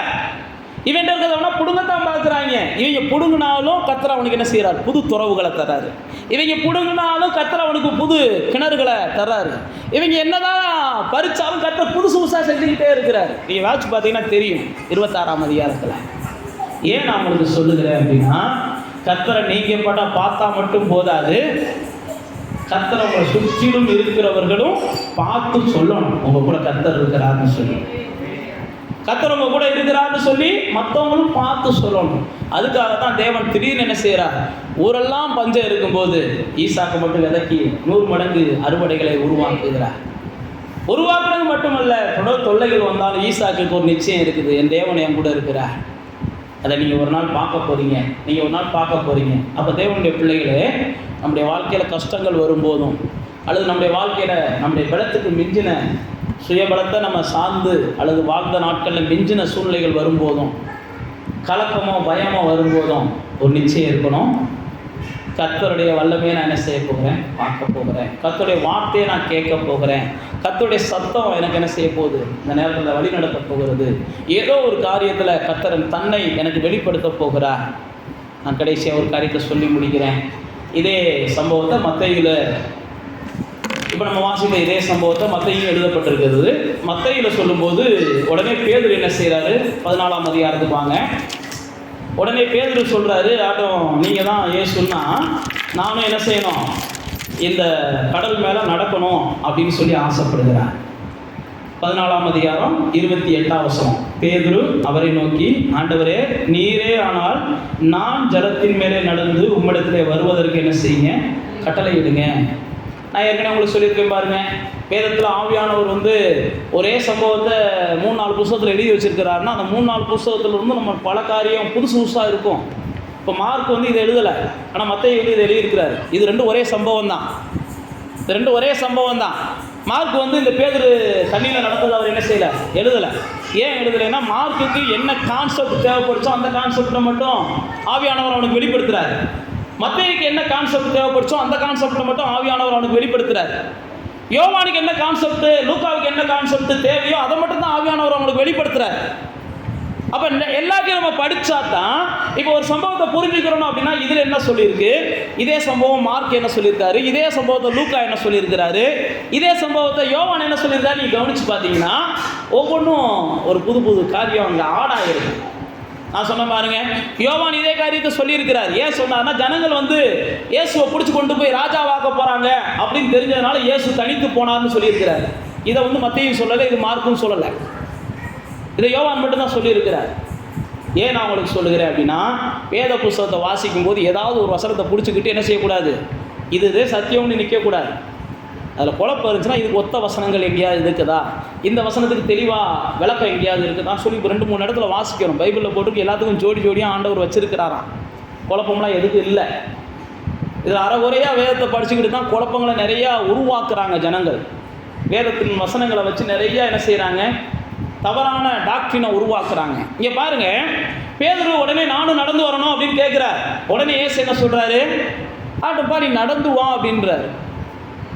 அப்போ இயேசு சொன்ன உடனே பேதுரு நடந்தான். பைபிளில் போட்டிருக்குது, பேதுரு காற்று பலமாக இருக்கிறதை கண்டார். இயேசுவை கண்டு நடந்து போகிறது வரைக்கும் பேதுருவுக்கு என்ன இல்லை, அவன் பிரச்சனையே இல்லை. காற்று பலமாக இருக்கிறத கண்ட உடனே பேதுருவுக்கு பிரச்சனை வந்துருச்சு. நான் அதுதான் மறுபடியும் சொல்லுகிறேன், நீங்கள் இயேசுவை மாத்திரம் பார்த்து கொண்டே போகுனீங்கன்னா உங்களுடைய பயணங்கள் என்ன செய்யும், உண்மைக்கே பரலோக பயணமாக இருக்கும். எந்த பாதையில் போனாலும் அந்த பாதை உங்களுக்கு ராஜ பாதையாக தான் இருக்கும். நீங்கள் எந்த பாதையில் போனாலும் தேவனுடைய ஆசீர்வாதம் உங்கள் மேலே என்ன செஞ்சுருக்கோம், நிழலிட்டு கொண்டே இருக்கும். நீங்கள் இயேசுவை மாத்திரம் பார்த்துக்கிட்டே போகணும். இயேசுவை பார்க்குறதுக்கு பதிலாக நம்ம என்ன செஞ்சுடுறோம், பல வகையில் தடுமாறிடுறோம். தடுமாறுறதுனால தான் நாம் சில துன்பங்களை சந்திக்கிறோம், வேறு ஒன்றும் கிடையாது. நாம் துன்பப்படுவதை தேவன் கொஞ்சம் கூட விரும்பலை. நீங்களும் நானும் வருத்தப்படுவதை தேவன் கொஞ்சம் கூட விரும்பலை. ஏன் துன்பம், ஏன் வருத்தம் அப்படின்னா, நாம் தேவனுடைய சத்தத்தை கேட்குறதுக்கு பதிலாக இங்கிட்டிருந்து வருகிற எல்லா மாம்ச சத்தத்தையும் கேட்குறோம், இங்கிட்டிருந்து வருகிற பாம்பு சத்தத்தையும் கேட்குறோம், இங்கிட்டிருந்து வருகிற எல்லா சத்தத்தையும் கேட்டு கேட்டு நம்ம குழம்பிடுறோம். அதனால தான் அவங்களுக்கு சொல்லுகிறேன், வேதத்தில் கொஞ்சம் தெளிவாக இருந்தீங்கன்னா உங்கள் வாழ்க்கை விலையேறப்பட்டதாக மாறும். வேத வசனம் தான் தேவன் நமக்கு கொடுத்துருக்கிற பெரிய பொக்கிஷம். வேத வசனத்தின் தெளிவு இல்லைனாலே நம்முடைய வாழ்க்கையில் நம்ம அடைய வேண்டிய எந்த லக்கையும் நம்ம அடைய முடியாது. இங்கே பாருங்கள், பேதுரு அழகாக என்ன செஞ்சிருக்கிறார், பைபிள் ஆவியானவர் எழுதி வச்சிருக்கிறார். இயேசு சொன்ன உடனே நடந்து வருகிறார். நடந்து வந்தவர் காற்றை கண்ட உடனே முங்கிடுறாரு. முங்க ஆரம்பித்த உடனே இயேசுவை நோக்கி மறுபடியும் கூப்பிட்றாரு. இயேசு மறுபடியும் அவருக்கு கை கொடுக்குறார். நீங்கள் முங்குனா கூட இயேசுவை நோக்கி கூப்பிட்டீங்கன்னா அவர் என்ன செய்கிறாரு, உங்களுக்கு கை கொடுக்குறாரு. நீங்கள் சில நேரத்தில் பயந்துடுறீங்க, சில நேரத்தில் ஏதோ ஒரு சூழ்நிலைகளை சந்திச்சிடுறீங்க. ஆனால் இயேசு எப்படிப்பட்டவர் அப்படின்னா, நீங்கள் எந்த சூழ்நிலையில் இருந்தாலும் உங்களுக்கு தன்னை நல்லவராகவே காண்பித்து கொண்டு இருப்பார். தன்னை நல்லவராகவே தான் காண்பிப்பார். அவர் சொல்கிற தீமையை பார்க்காத சுத்த கண்ணன் அப்படின்னு தீர்க்கதரிசி சொல்கிறார். அவருக்கு தீங்கெல்லாம் செய்ய பிடிக்காது. நமக்கே அவர் சொல்கிறாரு, தீமைகளை என்ன செய்யுங்க, நன்மையினால் வெல்லுங்கள்னு நமக்கு சொல்லியிருக்கிறார். அப்போ அப்படிப்பட்டவர் தீமை செஞ்சால் நமக்கு தீமை செய்வாரா அப்படின்னா அப்படிலாம் செய்ய மாட்டார். நம்மளை திருத்துறதுக்காக பைபிளில் போட்டு சிக்ஷிப்பாங்க வேணால் போட்டிருக்கு. நம்மளை மாற்றுறதுக்காக சில தண்டனைகளை ஒரு தகப்பன் ஸ்தானத்தில் வந்து கொடுப்பாருன்னு தான் போட்டிருக்கேன் ஒழிய, அது கூட போட்டிருக்கேன் என்னென்னா மட்டாத்தான் நீங்கள் திருந்துறதுக்காகத்தான் சில நேரத்தில் சில சூழ்நிலைகள், நீங்கள் மடிந்து போகிறதுக்கு அல்ல. அப்போ தேவனுடைய பிள்ளைகளாகிய நீங்களும் நானும் எந்த கஷ்டங்கள் வந்தாலும் நம்முடைய கண்கள் என்ன செய்யணும், கர்த்தரை காண விரும்பணும். அதுதான் நான் உங்களுக்கு சொல்லி முடிக்கிறேன். உங்களுடைய வாழ்க்கையில் எந்த கஷ்டங்கள் வந்தாலும் உங்களுடைய கண்கள் கர்த்தரை காண விரும்பணும். இந்த கஷ்டங்களில் கர்த்தர் என்ன செய்ய போகிறார், என்ன சொல்ல போகிறார் அப்படின்னு சொல்லி நீங்கள் கர்த்தருடைய காண விரும்புங்க. கர்த்தருடைய சத்தத்தை கேளுங்க. அவர் கர்த்தர் என்ன சொல்கிறாரோ அதை நம்புங்க. கடல் மேலே இறங்கி வான்னு சொன்னாலும் என்ன செஞ்சுருங்க, இறங்கி வந்துடுங்க. பயப்படாதப்பா அப்படின்னு சொல்லி சத்தம் கேட்கும்போது பயப்படாதாமல் இருங்க. எப்படி நான் பயப்படாமல் இருக்கிறதுலாம் கேள்வி கேட்காதீங்க. இப்படிலாம் சூழ்நிலை இருக்குது, நான் எப்படி அமைதலாக இருக்கணும் அப்படின்லாம் புலம்பாதீங்க. அமைதலாக இருக்குன்னா அமைதலாக இருங்க. பயப்படாமல் இருங்கன்னா பயப்படாமல் இருங்க. பொறுமையாக இருங்கன்னா பொறுமையாக இருங்க. கர்த்தருடைய சத்தம் எதுவோ அதை மட்டும் என்ன செய்ய, நிதானிச்சு அதில் என்ன செய்யுங்க, கொஞ்சம் அமைதலாக இருங்க. இயேசு இறங்கி வான்னு சொல்கிறான், அவன் இறங்கி வந்துடுறாரு. அப்போ கர்த்தருடைய சத்தத்தை நீங்கள் கேட்டு என்ன செய்யுங்க, செயல்படுங்க. ஒருவேளை பேதுருவை இயேசு நீ இறங்காதரான்னு சொல்லியிருந்தால் அவன் என்ன செய்யக்கூடாது, இறக்கி இருக்கக்கூடாது. இயேசு சத்தம் வர்றது வரைக்கும் கொஞ்சம் என்ன செய்யுங்க, வெயிட் பண்ணுங்கள். அதுதான் பேதுரு சொல்கிறேன், ஆண்டவரே உங்களுடைய வார்த்தையின்படி நான் என்ன செய்கிறேன், வலைய போடுறேன். அப்போ கர்த்தரை காண விரும்புகிறவர்கள் அவருடைய சத்தத்தை நிதானிக்க தெரியும், அவருடைய வார்த்தையை நிதானிக்க தெரியும். அவருடைய வார்த்தை மூலமாக தான் அவர் தன்னை வெளிப்படுத்துவார். அதில் நீங்கள் உறுதியாக இருக்கணும். அவருடைய வார்த்தை தான் என்கிட்ட பேசும். நீங்கள் கேட்குற வார்த்தை தான் உங்கள்கிட்ட பேசும். நீங்கள் தியானிக்கிற வார்த்தை தான் உங்கள்கிட்ட பேசும். நீங்கள் இந்த மாதிரியெல்லாம் நம்ம சிந்திக்கிற தியானிக்கிற இந்த வார்த்தைகள் எல்லாம் நீங்கள் இருதயத்தில் காத்து கொண்டீங்கன்னா பைபிளில் போட்டிருக்கு, அது உங்களை 100 மடங்கு பலன் உள்ளவர்களாக இந்த பூமியில் என்ன செஞ்சிடும், மாற்றி தந்துடும். அதனால் கர்த்தரை காண விரும்புகிறவர்கள் அவருடைய வார்த்தையை என்ன செய்யுங்க, அதிகமாக சிந்திங்க, அதிகமாக சிந்திங்க. கர்த்தர் தன்னை வெளிப்படுத்துவார். அப்படியே கண்களை மூடி தேவனை நோக்கி பார்க்கலாம். நிறைவான ஆவியானவரே நீ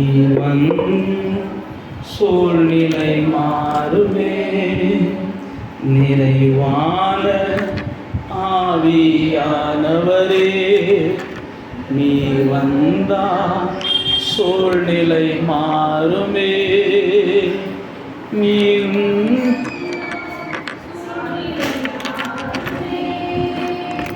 முடியாததும் சாத்தியமாகுமே. நீ வந்தா சூழ்நிலை மாறுமே. முடியாததும் சாத்தியமாகுமே. நிறைவே நீ வாருமே. நிறைவே நீர் வேண்டுமே. நிறைவே நீர் போதுமே. ஆவியானவரே எஸ்லா உம்முடைய நிறைவில் நாங்கள் நிறைவுள்ளவர்களாய் வாழும்படிக்கு அதனால் நாங்கள் தியானிச்சிருக்கிறோம். ஒவ்வொரு சூழ்நிலைகளையும் நாங்கள் உண்மை காண விரும்புகிறோம். அதற்கேற்ற நிதானத்தையும் அதற்கேற்ற வெளிச்சத்தையும் அதற்கேற்ற வார்த்தைகளையும் கர்த்தர் எங்களுக்குள்ளே தந்திருக்கிறீங்க. கர்த்தாவே இவைகளை காத்து கொண்டு நாங்கள் உம்மை காணவும், உம்மாலே இந்த பூமியில் ஒரு மகிழ்ச்சியான அல்லது கனமுள்ள வாழ்க்கை வாழவும் எங்களை தொடர்ந்து பலப்படுத்துங்கப்பா. உங்களுடைய வார்த்தை தான் எங்களுக்கு வாழ்க்கை தரக்கூடியது. இந்த வார்த்தையை நாங்கள் அதிகமாக சார்ந்து கொள்ள எங்களுக்கு உதவி செய்யுங்க. உங்களுடைய முகத்தை நோக்கி பார்க்க எங்களுக்கு கிருபை பாராட்டுங்க. வந்திருக்கிற ஒவ்வொருவரையும் பலப்படுத்துங்க. ஒவ்வொருடைய குடும்பங்களையும் ஆசீர்வதிங்க, பிள்ளைகளை ஆசீர்வதிங்க. வந்திருக்கிற எல்லாருடைய விண்ணப்பங்களையும் நிறைவேற்றுங்க. தொடர்ந்து உங்களுடைய பிள்ளைகள் உற்சாகமாக இந்த இடத்துக்கு கடந்து வரவும், தேவனை இன்னும் உத்தமமாய் சேவிக்கவும் உங்களுடைய பிள்ளைகளை பலப்படுத்துங்கப்பா. எல்லா துதியும் உமக்கு செலுத்துகிறோம். இயேசுவின் நாமத்தில் ஜெபிக்கிறோம் பிதாவே.